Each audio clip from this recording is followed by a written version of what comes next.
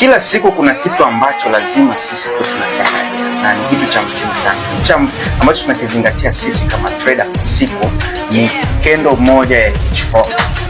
Kendo moja ya H4 ndio kendo ambayo sisi huwa tunaiconsider siku zote. Kendo moja ya H4 ina kendo 4 za H1. Kuna specific session.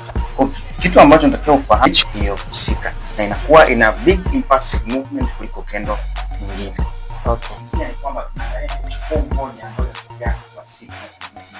Sema H4 moja ina H1 H1 tunaona H1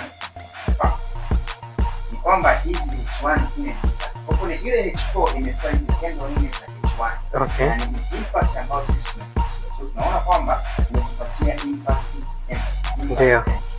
Maana market imebreak channel yetu na baada ya kubreak channel ikaanza kushuka chini. Imejaa kendo 4 za H1. Kendo ya kwanza, ya pili, ya tatu, ya nne.